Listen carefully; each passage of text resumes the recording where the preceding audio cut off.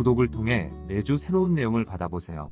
위 종목들은 우리 시장이 대세 상승의 흐름 속으로 나아갈 적에 상승세의 가장 중심부에 놓일 수 있는 종목으로 다른 어떤 종목보다 관심을 갖고 지켜봐야 할 종목군이다. KB금융지주 50만원, 현대자동차 100만원이 넘어설 때까지 함께할 투자자의 모임. 지난 5월 하순 이후 우리 시장은 여타 중요 시장들에 비하여 특별한 강세 흐름을 보여주고 있기는 하지만 1단계 상승 과정을 벗어나지는 못하고 있다. 세계 주식시장 전반의 흐름은 지난 4월 7일 저점을 기준으로 큰 장을 만들어내는 1단계 상승 과정에 머물고 있는 모습을 보여주고 있는 것이다. 이런 가운데 세계 금융주의 상승 구도를 가동시킬 수 있는 미국의 대형 금융주는 지난 4월 7일 이후의 상승 과정에 대한 부담을 충분히 덜어내고 있다. 지난 5월 중순 이후 조정 국면에 놓여있는 JP 모간 체이스와 골드만 삭스가 향후 강하게 뻗어 나아가면 금융주의 상승 구도를 가동시킬 수 있는 것이다. 세계 금융주의 상승 구도를 가동시키려면 JP 모간 체이스와 골드만 삭스가 지난 5월 중순 이후의 저점을 기준으로 70%를 넘어서는 상승 폭이 필요하다. 이들 종목은 이미 상승 구도를 가동시킬 수 있는 시장 위치를 확보한 상태로 현재의 위치에서 강하게 뻗어 나아가면 상승 구도를 가동시킬 수 있다. 최근 우리 시장만의 흐름으로 보면 금융주의 상승 구도가 가동되는 것은 아닌가 기대를 갖게 할 정도로 금융주 특히 증권주의 강세 움직임이 돋보이고 있다. 개별 국가의 움직임이 기준을 제시하는 시장보다 앞선 행보를 보여주기도 하지만 선행이 아닐 경우에는 앞선 행보에 대한 후유증이 크다. 우리 시장에서 금융주의 흐름을 이끌어 나아가는 역할을 KB금융지주가 맡고 있지만 일본 시장에서 이런 역할을 미쓰비시 파이낸셜 그룹이 맡고 있다. 미쓰비시 파이낸셜 그룹은 작년 7월 중순 이후 일본의 전체 지수가 큰 폭으로 밀려날 적에 충격적인 폭락 과정이 나타난 바 있다. 작년 12월 우리 시장도 느닷없이 발생한 비상계엄의 충격으로 여타 대외 시장에 비하여 큰 폭으로 밀려나면서 KB금융지주 또한 큰 폭으로 밀려난 바 있다. KB금융지주나 일본의 미쓰비시 파이낸셜 그룹은 해당 국가에서는 금융주의 흐름을 이끌고 있지만 세계 주식시장의 흐름에서 보면 종속 변수에 불과하다. 해당 종목이 추세적인 상승 의지를 드러냈다고 하여도 스스로 추세적인 상승 과정으로 나아가지 못하고 세계 주식시장의 흐름에 의해 그 방향이 결정되는 것이다. 반대로 해당 종목이 일시적으로 회복하기 힘든 위치까지 밀려나더라도 해당 종목을 지배하는 흐름이 흔들리지 않으면 제자리로 되돌아가게 되어 있다. 작년 7월 중순 이후 미쓰비시 파이낸셜 그룹은 쉽게 회복하기 힘든 위치까지 밀려났지만 해당 흐름을 지배하는 JP 모간 체이스는 흔들림이 없었다. 이런 관계로 미쓰비시 파이낸셜 그룹은 이후 빠른 회복세를 보여주면서 지난 2월에는 이전의 최고점을 제법 큰 폭으로 넘어섰다.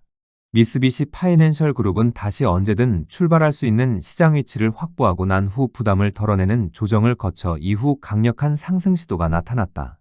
지난 2월 중순 미쓰비시 파이낸셜 그룹에서 강하게 뻗어 나아가는 상승 시도는 금융주의 상승 구도를 가동시킬 적에 발생할 수 있는 상승 강도였다. 이런 상승 강도로 미쓰비시 파이낸셜 그룹이 지난 2월의 저점에서 70%를 넘어서는 상승 과정이 나타나면 일본의 금융주 상승 구도를 가동시킬 수 있었다. 바로 이 시기 미쓰비시 파이낸셜 그룹이 금융주의 상승 구도를 가동시키면 세계 주식시장의 금융주의 상승 구도 또한 가동될 가능성이 높다고 하였다.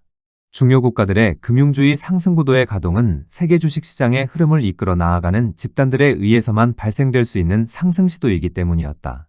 중요 국가 가운데 어느 한 국가라도 상승 구도를 가동시키는 모습을 보여주게 되면 세계 주식시장의 흐름을 이끈 집단의 행보로 받아들일 수 있는 것이다.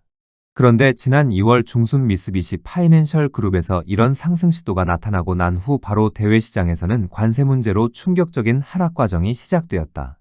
지난 2월 중순에 미쓰비시 파이낸셜 그룹에서 나타난 상승 시도는 선행이 아닌 불필요한 상승 시도를 한 것이 되어 이후 충격적인 폭락세가 나타났다. 작년 12월 비상계엄의 여파로 먼저 큰 폭으로 밀려난 KB금융지주의 경우 지난 2월 하순 하락 과정에서 제한된 하락폭에 그친 것과는 다른 모습이다.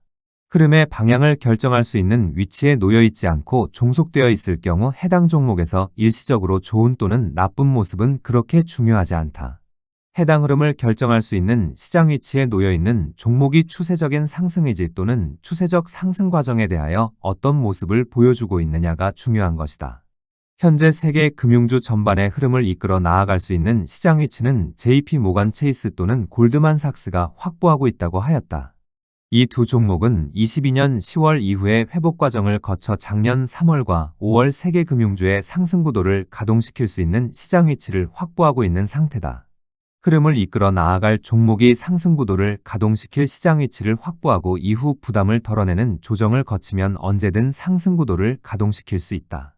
다만 상승 구도를 가동시키려면 해당 흐름에 속한 종목들을 집단적인 상승세로 유도하여야 하는 만큼 상당히 빠르고 강한 상승 과정을 필요로 한다. 이 점에 대하여는 2005년 8월과 2016년 12월 이후 대우증권과 삼성전자가 상승 구도를 가동시키는 과정을 통하여 자주 설명을 드린 바 있다. 우리 시장의 경우 2016년 12월 삼성전자가 IT 종목군을 집단적인 상승세로 유도하여 IT 종목군의 상승 구도가 가동된 것이 마지막 상승 구도의 가동이었다. 이번에 세계 금융주의 상승 구도가 가동될 경우 세계 중요 시장들의 금융주의 상승 구도가 가동되고 우리 시장 또한 마찬가지 모습이 나타날 것이다. 다만 지난 2월 하순 이후의 하락 과정을 통하여 세계 경제의 침체 국면이 예상보다 심각함을 보여주고 있어 향후 더욱 큰 장을 필요로 하고 있다. 오래전부터 세계 주식시장에 만들고자 하는 큰 장은 세계 경제를 본격적인 회복세로 전환시키는 것을 목적으로 하고 있다 말씀드리고 있다. 침체 국면이 그렇게 심각하지 않은 상태라면 지난 4월 7일의 저점을 기준으로 100%를 넘어서는 상승 폭만으로 본격적 회복세로 충분히 전환시킬 수 있다. 그런데 현재의 세계 경제 상황이 상당히 심각한 상태로 보여 본격적인 회복세로 전환시키려면 보다 큰 장을 필요로 하는 모습을 보여주고 있다. 지난 4월 7일의 저점을 기준으로 적어도 120% 전후에 달하는 상당히 큰 규모의 큰 장을 만들어내야만 얻고자 하는 목적을 달성할 수 있을 것이다. 최근 우리 시장에서 증권주의 행보가 보다 적극적인 모습을 보여주고 있는 것도 시장 전반에 이런 기류를 반영하는 모습으로 볼 수 있다. 전체 지수 기준으로 강력한 상승 과정을 만들어내려고 할 경우 금융주의 상승 구도 가운데 증권주가 중요한 역할을 맡을 필요가 있는 것이다. 지난 5월 중순 이후 세계 금융주의 상승 구도를 가동시킬 수 있는 JP 모간 체이스와 골드만삭스는 일괄 반등세에 대한 부담을 충분히 덜어낸 상태다. 5월 중순 이후에 저점을 기준으로 70%를 넘어서는 상승 과정을 빠르고 강한 모습으로 뻗어나아가면 세계 금융주의 상승 구도를 가동시킬 수 있다. 그런데 금융주의 상승 구도를 가동시키는 데 있어 해결해야 하는 선행 과제가 있는데 바로 중국 문제를 해소해야만 출발을 할 수 있다는 점이다. 작년 9월 이후 출발할 수 있는 3번의 기회를 모두 놓치면서 결국 지난 2월 하순 큰 하락 과정을 겪었던 것도 이 문제를 해결하지 못하였기 때문이었다. 미중 간의 문제는 겉으로는 무역 분쟁이지만 실상은 중국의 자본시장의 추가 개방과 밀접한 관련이 있고 개방폭이 현재 장애로 작용하고 있다.